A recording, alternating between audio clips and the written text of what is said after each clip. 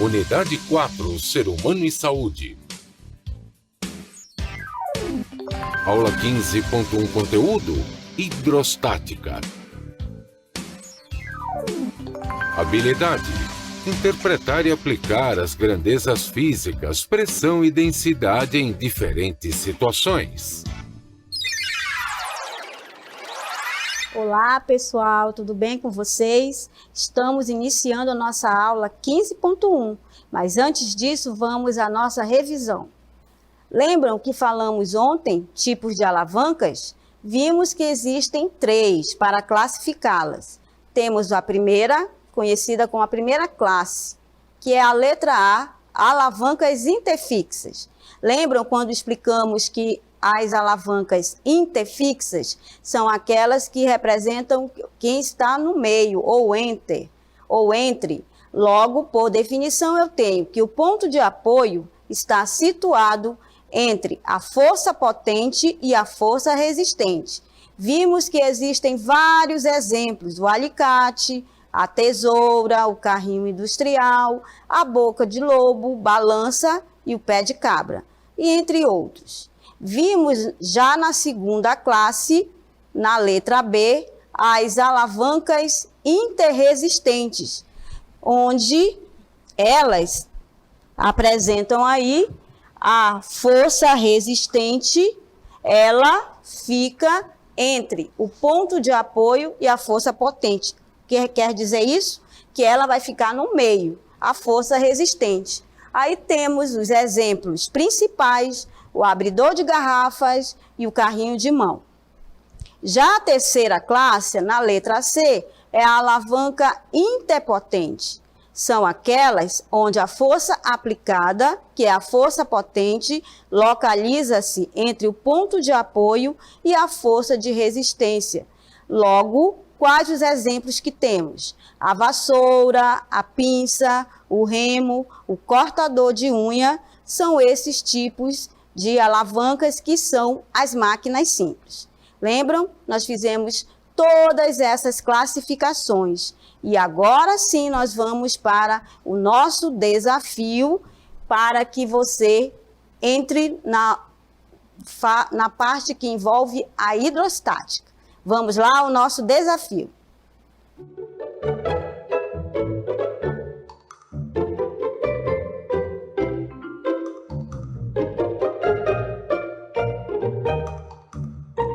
Um menino toma um suco com o auxílio de um canudinho. Como se explica a subida do suco no interior do canudo? Bom, no nosso desafio, vocês irão explicar a subida do suco no interior do canudo. Vejam que muitas das vezes, no nosso cotidiano, claro que agora não se está mais usando o canudo, mas essa ideia aí eu quero saber por que ocorre esse fenômeno. Logo, eu espero vocês lá no final para que vocês me expliquem por que a subida do suco no interior do canudo. Não esqueçam disso aí, tá, pessoal? Aguardo vocês com a resposta. Muito bem, agora sim iremos iniciar a aula 15.1. Olha aqui onde eu estou, nas ondas aí, vejam, falei em ondas porque tem tudo a ver com água. Temos aqui essa imagem maravilhosa envolvendo a água, e eu escolhi esse local porque nós vamos estudar hoje a hidrostática na unidade 4. Vejam que a palavra hidro tem a ver com água, estática envolvida aí, parada. Logo, temos a hidrostática, que representa aí todos os fluidos envolvidos. E você pode estar se perguntando: professora, mas por que essa palavra hidrostática? É porque os cientistas antigamente trabalhavam e utilizavam somente a água. Por isso que veio esse nome hidrostática. Fluido, água em repouso. Vamos lá para a nossa aula de hoje, a hidrostática. Muito bem, temos aí a definição. Temos uma imagem que representa muito bem a hidrostática. que é a parte da física que estuda os fluidos, tanto líquido como os gasosos, em repouso. Não esqueçam, os fluidos que podem ser tanto líquidos como os gasosos. E na nossa atualidade, usam até o plasma também envolvido aí na hidrostática, que é a parte da física que estuda os fluidos em repouso. Ou seja, que não estejam em escoamento. Escoamento significa movimento. A hidrostática ou fluidostática refere-se aos fluidos em repouso. E para o nosso estudo, nós precisamos conhecer principais grandezas. Sabiam? A pressão e a densidade. Na aula de hoje, iremos falar principalmente dessas duas grandezas, pressão e a densidade. Hoje, vocês irão aprender tudo sobre a hidrostática. Vamos lá conhecer a pressão? Vejam, por definição, eu tenho a pressão. Vejam que a pressão, referida aí, a pressão exercida pela força que age sobre uma superfície é diretamente proporcional à sua intensidade e inversamente proporcional à área da superfície de contato. Vejam, temos aqui por definição, a pressão exercida. Temos aqui, vejam, temos aqui, ó, a definição. A pressão em uma superfície de área em que estão aplicadas forças de resultante perpendicular. Lembram o que é essa parte de perpendicular? É que ela irá formar um ângulo e a força ela é vetorial. A pressão sobre essa superfície pode ser definida por... Vejam, eu tenho aqui a pressão, ela é dada em módulo e é uma grandeza vetorial sobre a área. Vejam, o que temos aqui, ó.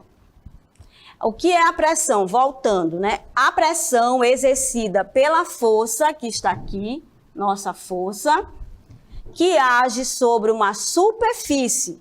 Vejam, ela é diretamente proporcional à sua intensidade, ou seja, a pressão exercida, a pressão aqui, ela é diretamente aplicada aqui a esta força. Vejam, claro que vai ser inversamente proporcional à área da superfície de contato. Aí você tem aqui força sobre a área.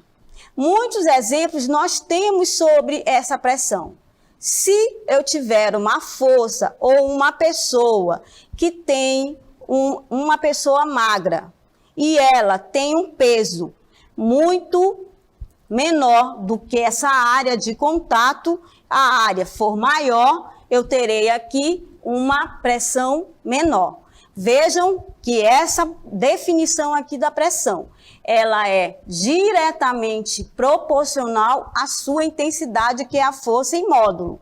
E ela é inversamente proporcional à área da superfície de contato. Um exemplo muito interessante que nós percebemos aí é que existe uma pessoa com vários pregos, tem uma cama de pregos. E essa pessoa tem que ser magra para poder fazer essa relação. Ou então você pode pegar a caneta e apontar aí no seu dedo. Você vai sentir uma dorzinha. Por quê? Estou tendo aqui uma pressão. E o que é a pressão? A pressão é uma relação entre a força dada em módulo sobre a área. Vejam, temos aqui, portanto, em uma superfície de área em que estão aplicadas as forças de resultante perpendicular, foi isso que eu falei, olha só, ela é perpendicular, essa força aplicada me dará um ângulo e a pressão sobre essa superfície poderá ser definida. A pressão será igual à razão entre o módulo da força sobre a área. Vejam, temos no nosso cotidiano vários exemplos, como eu falei do Faqui. Quem é ele? É um rapaz bem magrinho e ele tem uma cama de pregos. Aí você observa lá que ele coloca vários pregos. Vejam que há uma relação com a pressão. Pressão vai ser o quê? Força sobre a área. Aí você observa, esse Faqui, que é uma pessoa, tem que ser bem magra, e lá ele coloca vários pregos. Se eu pegar um prego em relação à força aplicada, o que vai acontecer? A área ali vai ser pequena, mas em relação à área maior, você vai ter uma cama e eu tenho essa relação, ó.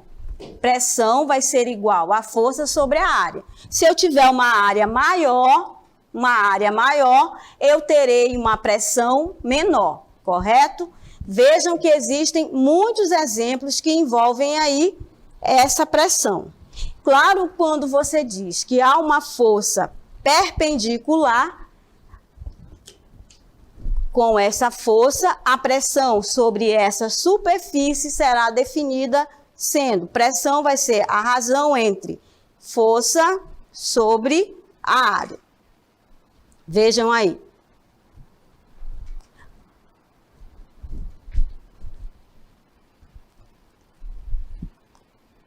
Como eu falei, eu tenho uma área, analisem comigo, eu tenho essa área, e essa área, quando eu aplico uma força, ela me dará ela vai ser o quê? Perpendicular, e irá me formar um ângulo. Vejam, esse ângulo de 90 graus. Aí você observa que há sempre essa pressão. Qual é a definição de pressão? Você vai dizer que é uma razão, é uma divisão de quem? Da força dada em módulo, que é uma grandeza vetorial sobre a área de contato. Existem no nosso cotidiano vários exemplos, como eu falei, esse aí que um rapaz irá se colocar com os pregos, aí isso envolve aí a pressão. Quando eu digo que a pressão P vai ser inversamente proporcional à sua área de contato, significa dizer o quê? Se eu tiver uma área maior, a minha pressão será menor. Agora, se eu tiver uma força, vejam, a pressão ela é diretamente proporcional à força. Logo, eu tenho uma razão entre força sobre a área de contato. Vejam aí que existem vários exemplos para o nosso cotidiano. Vejam, aí tem essa pergunta para vocês, essa primeira. Olhando as imagens, quem é que terá maior pressão? Um homem com um sapato, como aparece aí, com uma bota, ou uma mulher com salto alto? Vejam que a mulher exerce no chão uma pressão maior que a exercida pelo homem, porque nós vimos que a pressão vai ser o quê? Diretamente proporcional à força e inversamente proporcional à área de contato. O dedo polegar sofre uma pressão maior que o dedo indicador. Por quê? Vejam que eu tenho esta relação. E a ponta do prego, que exerce uma pressão sobre a superfície. Vejam que há sempre essa relação. Pressão vai ser igual à força sobre a área. Vejam que essa grandeza, pressão, envolve aí sempre a relação. Pressão vai ser igual à força sobre a área. Vamos fazer uma aplicação, pessoal? Olha aqui, temos uma caixa. A caixa da figura ao lado tem um peso ela tem um peso aqui, mas esse peso nós já vimos que nada mais é do que uma força. Ela tem um peso de 4.200 newtons. E tem uma área de contato, a área de contato vai ser de 600 centímetros cúbicos, ou centímetros quadrados, desculpem. E apoia-se em uma superfície plana e horizontal. Vejam aqui, vamos voltar rapidamente só para vocês lembrarem as unidades aqui, ó. A pressão, ela é Pascal, a força é dada em Newton, a minha área é dada em metros quadrados ou em centímetros quadrados. Claro que essa pressão, ela existe aí, tem Pascal, que é PA, tem bar, dependendo aí do assunto que você está estudando, principalmente no cotidiano, nós usamos a pressão em bar, tá? Aí voltando lá para o nosso exemplo. Aí temos aqui, ó, plana e horizontal, qual a pressão exercida que a caixa exerce no apoio de sua base em Newton por centímetro quadrado. Primeiro eu analisei, temos aqui uma força, correto? E temos aqui a área de contato. Vejam, está aqui a nossa segunda imagem. A força que vale 4.200 e sua área de contato 600 centímetros quadrados. E agora eu aplico. Vejam, quero saber a pressão. E, por definição, eu tenho que a pressão vai ser uma razão entre a força dada em módulo, que ela é uma grandeza vetorial, sobre a área de contato. Aí temos que a pressão será igual, quanto vale a força 4.200 dividido pela área de contato, 600. Zeros cortam com zeros. Logo, a pressão exercida pela caixa será de 7 newtons por centímetros quadrados. Encontramos a pressão exercida por essa caixa. 7 newtons por centímetros quadrados. Nossa resposta já estava aí. Encontramos o primeiro exemplo. Claro que existem vários exemplos envolvidos com o nosso cotidiano, sabiam? E uma delas é a pressão atmosférica. Vejam, a pressão atmosférica, temos aí o cientista Evangelista Torricelli. Aí alguém lembra por que apareceu esse nome, Torricelli? Ah, professora, não foi aquele que nós fizemos o cálculo lá do movimento uniformemente variado? Muito bem. Ele foi o que descobriu, deduziu e fez os cálculos para se encontrar aí a velocidade. Você tem para ele, o cientista Evangelista Torricelli. E ele era muito amigo de Galileu. E ele, Galileu, que já estava muito velhinho lá, disse para ele que ele tinha que começar a fazer os cálculos e não ir somente por achismo. E ele fez o quê? Começou a ser introduzido na parte de cálculos e fazendo experimentos. E ele, com base em Evangelista Torricelli, a pressão atmosférica é uma consequência da gravidade. E é a pressão que é feita pelo ar da atmosfera em relação à superfície terrestre, podendo também corresponder à pressão que é exercida sobre uma camada de ar. Com base na pressão, vejam, temos aqui na pressão no cotidiano, eu tenho a pressão atmosférica, temos também que muitas pessoas têm a pressão arterial, aliás, pressão alta ou pressão baixa. Quer dizer que na pressão arterial também é um exemplo para o nosso cotidiano. Mas, professora, mas pressão, quando você vai aferir a temperatura ou a pressão, é física? Sim, porque na pressão arterial, a pressão arterial consiste na força que é feita pelo sangue. Só que é um detalhe. Na pressão no cotidiano, que é a pressão arterial, o que você está estudando aí é em movimento agora, não é mais hidrostática. Por quê? Porque o sangue irá nas paredes dos vasos sanguíneos, graças à função do coração. Atinge o seu valor máximo e o seu valor mínimo. E temos o aparelho aí que não é medir, mas sim aferir a pressão.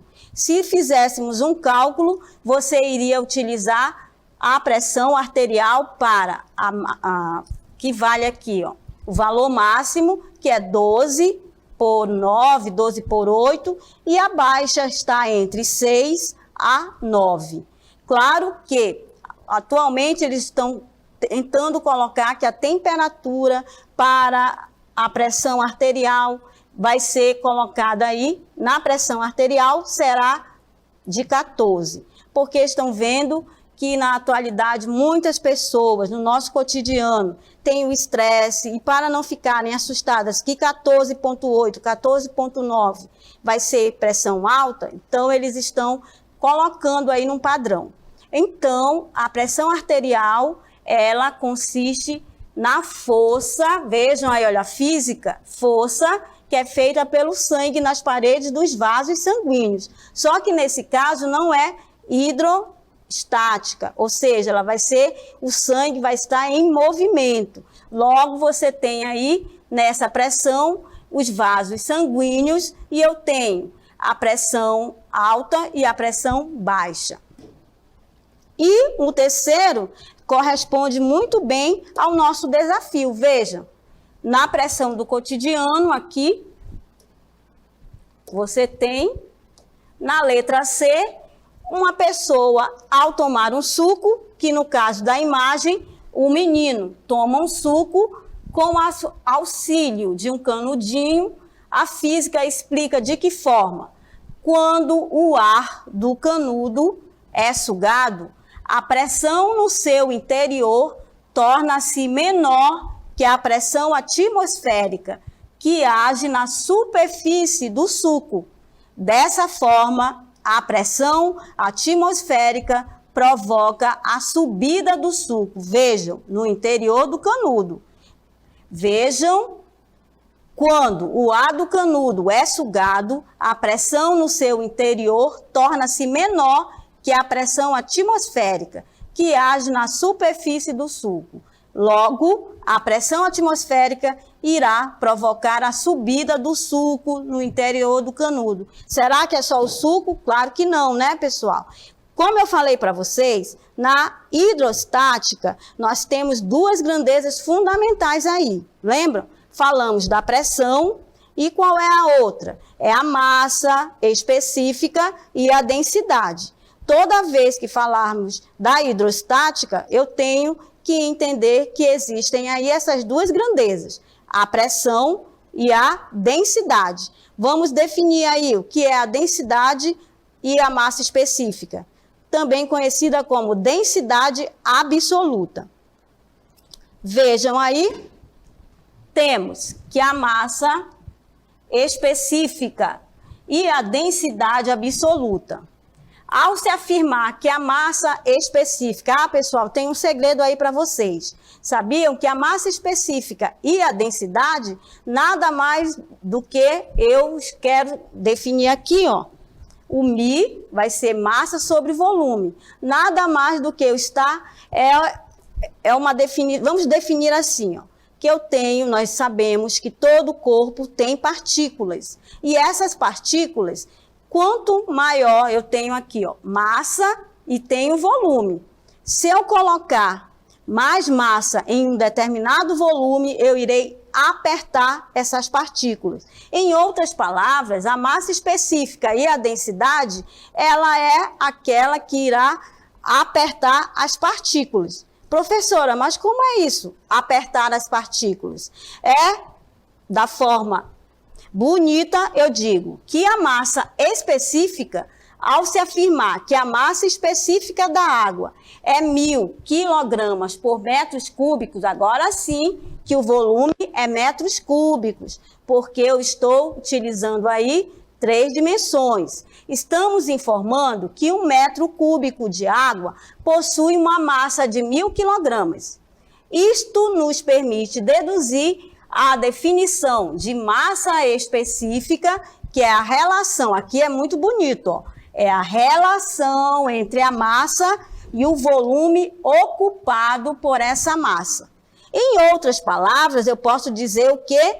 Que é o apertamento de quem? Das partículas. Mas, de uma forma bonita, eu digo que é a relação entre a massa e o volume ocupado. Vamos analisar assim. Vocês analisam aí e eu aqui, ó. Imaginem, vocês são 15, um exemplo, 15 alunos. Só que aí na sala de vocês irá entrar mais de 100 pessoas em uma sala, no mesmo volume. E aqui no estúdio entrarão também muitas pessoas. O que vai ocorrer? Vai ocorrer que eu terei que ficar bem na forma apertada, porque a massa aumentou, porém o meu volume continua o mesmo. Por isso que a massa específica e a densidade nos dá também esse nome. É aquela que irá apertar as partículas. Vejam, por definição eu tenho uma relação entre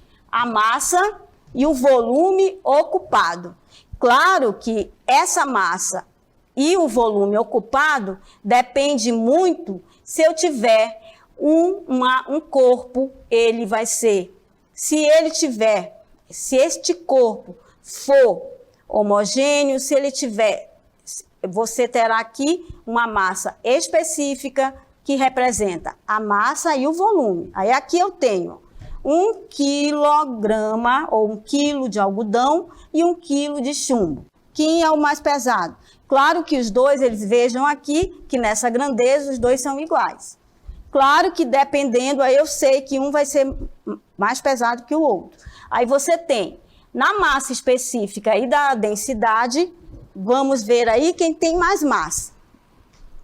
Vejam, aí eu tenho a balança, e essa balança me dá que ao afirmar que a massa específica da água, você tem aí, vejam, 1 quilo de chumbo e 1 quilo de algodão. Claro que eu tenho uma relação que envolve o quê? A massa sobre o volume. Claro que a massa específica, você tem a massa sobre o volume, representa quem? A densidade, que vai ser igual a o nosso μ. Lembram lá quem é μ? μ é uma relação entre massa sobre o volume. E o que é a densidade? A densidade será para corpo com massa e corpo. Vejam, densidade é a relação entre a massa do corpo e seu volume. Determina a densidade. Aí vocês podem perceber, vejam, analisem comigo. Quando eu tiver objetos, corpos homogêneos, maciços, eu tenho esta relação aí. A relação entre a massa do corpo e seu volume. Mas vocês percebem o quê? Que a densidade e a massa específica, elas são o quê? Parecidas, porque há uma relação. Mas que relação é essa? É a relação entre massa sobre o volume. Aí você tem a relação entre a massa do corpo e seu volume, determina a densidade, que a unidade é dada em grama por centímetro cúbico.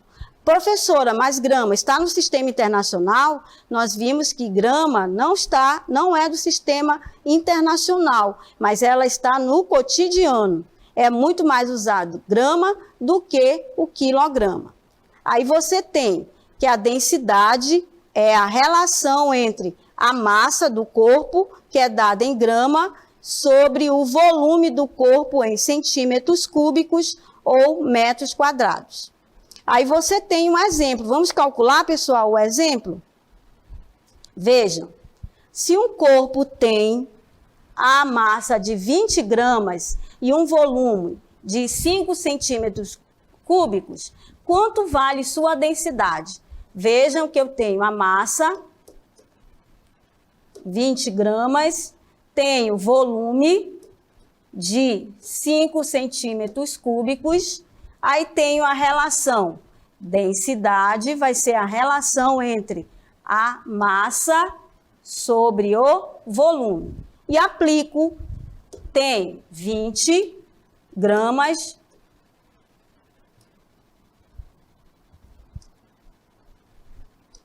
sobre o volume de 5 centímetros cúbicos. 20 dividido por 5 vale 4 gramas por centímetros cúbicos.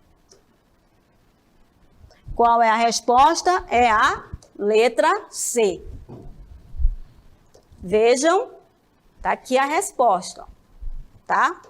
Encontramos aqui, não, contrário, né, pessoal? 20 dividido por 5, 4, resposta, tá?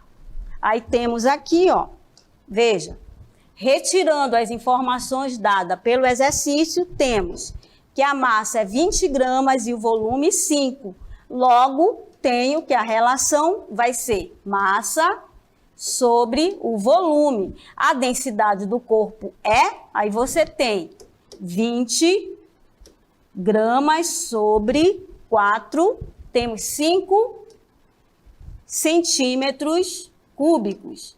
Aí você tem densidade vai ser igual a 20 dividido por 5, 4 gramas por centímetros cúbicos.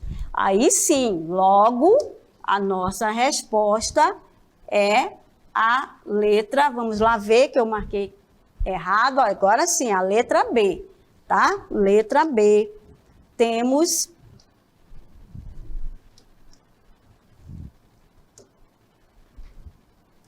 correta, letra B. Isto.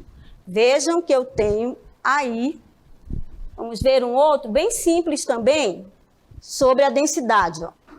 Um objeto é feito de ouro e tem 400 gramas de massa e 25 centímetros cúbicos de volume. Nossa resposta já está aqui. Determine a densidade do objeto e a massa específica do ouro. Os dois são iguais, lembram? O μ vai ser igual a densidade sobre a massa sobre o volume. E agora eu tenho que a massa específica do ouro, da química, AU, vai ser igual à densidade que temos 400 gramas sobre o volume que é 25 centímetros cúbicos.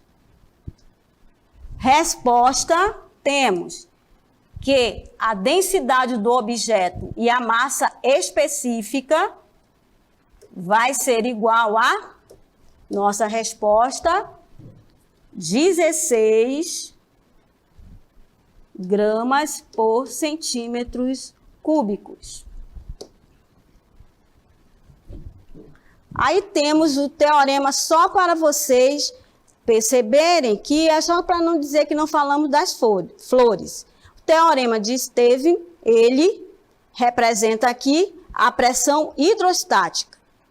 Vejam que a diferença entre as pressões de dois pontos de um fluido em equilíbrio é igual ao produto entre a densidade do fluido, a aceleração da gravidade e a diferença entre as profundidades dos pontos. E qual é o teorema? Qual que ele representa aí? Ele representa que a densidade é a mesma, a gravidade é a que nos puxa para dentro da Terra, para a Terra, por isso que eu fico aqui, e a altura da coluna, logo eu tenho que a diferença entre as pressões de dois pontos de um fluido em equilíbrio é igual ao produto entre a densidade. O que representa isso? É que a pressão exercida pelo líquido no fundo dos três recipientes é a mesma.